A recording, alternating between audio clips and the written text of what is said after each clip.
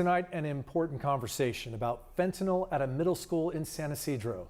Good evening and thank you for joining us. I'm Carlo Cicchetto. Marcella's off tonight. And I'm Jesse Pagan. San Diego District Attorney Stephan hosted a community forum just a couple hours ago.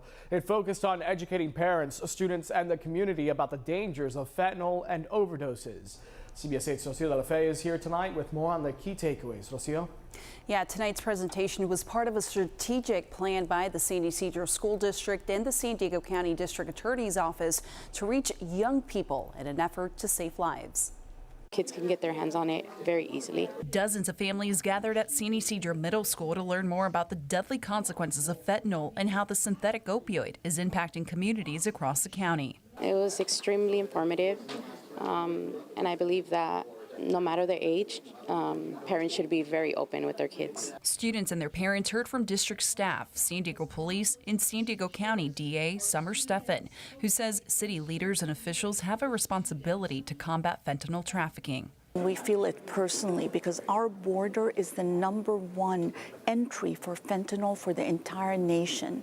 Almost 50% of all of the fentanyl comes through our 3 points of entry. It's a crisis, and I think that's something I don't say lightly. More importantly, education at all levels, community partners, students, parents, is very important. The district attorney says education programs like the one tonight and accountable prosecution are making a difference in our communities. We saw that 12 kids died in 2021 in San Diego County from fentanyl. In 2022, after we started this education, that number went down to 6.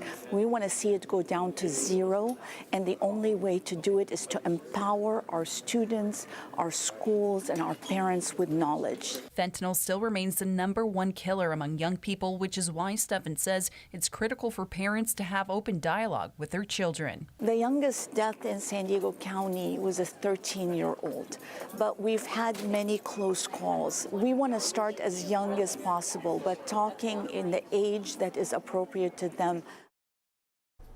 Stephan also says no community is immune to drug use, but that oftentimes immigrant and non-English speaking communities don't feel comfortable enough calling for help, which is why the school district and the county are making an effort to come into these communities and reassure families that it's always better to seek help.